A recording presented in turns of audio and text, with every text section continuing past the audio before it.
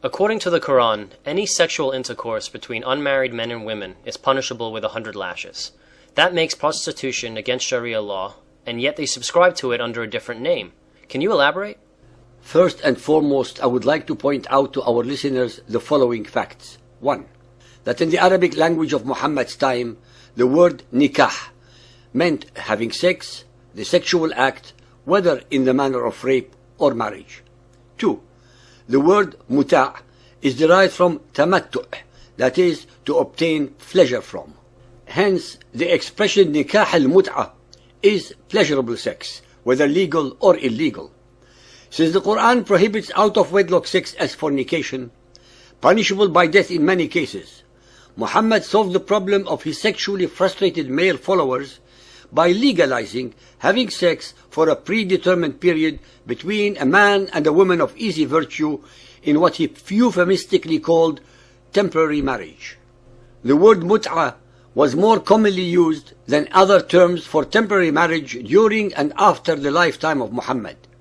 Both its proponents and opponents prefer this word and its derivatives. In books on jurisprudence, the terms mut'a and Nikah Al Munqati', discontinued marriage, and Nikah Al Muwaqqat, temporary marriage, istimta', having pleasure, and the related word of tamattu', pleasure, are all employed. The scholars, both Sunni and Shia, agree that mut'a was permitted at the beginning of Islam.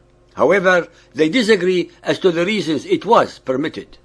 In the chapter titled Women, Al-Nisa, after listing those women to whom marriage is forbidden, the Quran states as follows. Al-Nisa 4.24. Lawful for you is what is beyond all that you may seek, using your wealth in wedlock and not in license. So those of them whom you enjoy, give them their appropriate wages. It is no fault in you in mutually agreeing after fulfillment of the wage. Allah is all-knowing, all-wise. All Shia scholars and many Sunni scholars hold that this verse, especially the words, such women as you enjoy, istamta'tum, refers to the permissibility of muta'. The Shia present several other arguments to prove this point.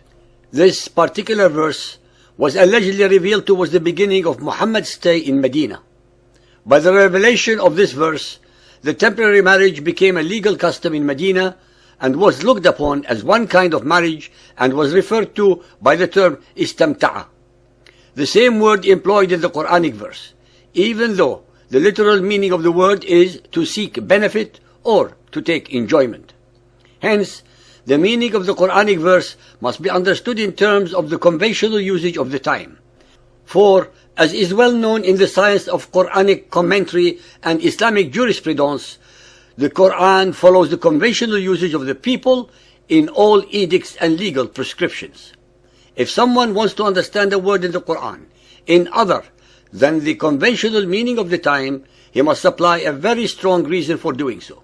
Moreover, if one looks up the traditions of the chapter of temporary marriage in the authentic Sunni collections such as Sahih al-Bukhari and Sahih Muslim, one can see that Muhammad and his companions used the word istamta'a when referring to this contract, which is exactly the same as that employed therein. Some Sunnis argue that sexual intercourse is forbidden except with one's wife or a slave by reason of the verse Al-Mu'minun 23.14. Prosperous are the believers who guard their private parts, save from their wives and what their right hands own.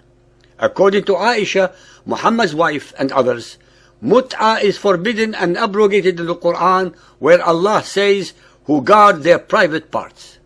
Sahih al-Bukhari Hadith 7.17, narrated by Jabir bin Abdullah. When I got married, Allah's Apostle said to me, "What type of lady have you married?" I replied, "I have married a matron." He said, "Why? Don't you have a liking for the virgins and for fondling them?" Jabir also said, Allah's Apostle said, "Why didn't you marry a young girl so that you might play with her and she with you?" Sahih Bukhari 7.50, narrated by Ali bin Abi Talib. I said to Ibn Abbas, during the battle of Khaybar, the Prophet forbade Nikah Al Mut' and the eating of donkey's meat. Sahih al-Bukhari 7.51 narrated by Abu Jabara. I heard Ibn Abbas giving a verdict when he was asked about the mut'ah with women, and he permitted it, Nikah Al Mut. On that, a freed slave of his said to him, that is only when it is very badly needed and women are scarce. On that, Ibn Abbas said, yes. Sahih al-Bukhari 7.52 narrated by Jabir bin Abdullah and Salama bin al-Aqwa. While we were in an army, Allah's Apostle came to us and said, you have been allowed to do the mut'ah marriage, so do it. Salama bin al-Aqwa said, Allah's Apostle said, if a man and a woman agree to marry temporarily, their marriage should last for 3 nights. And if they like to continue, they can do so. And if they want to separate, they can do so. I do not know whether that was only for us or for all of the people in general. Abu Abdullah al-Bukhari said, Ali made it clear that the Prophet said, the mut'ah marriage has been cancelled, made unlawful. Ladies and gentlemen, believers and unbelievers, contrary to all of the above contortions of logic, as well as the different and contradictory interpretations of a few verses of the Quran and the bending to suit of morality, Nikah Al Mut is actually a legalized and sanctified form of prostitution, since in reality it has the following characteristics. 1. A mutually agreed fee between the woman and the client. 2. A mutually agreed period of time. 3. No witnesses are needed to the agreement. 4. The woman is not a wife and has no legal financial claims on the man, accepting her agreed fee. 5. If she gets pregnant, the man takes the child away from her. 6. She has no rights to inheritance. 7. He can break the agreement before the consented time.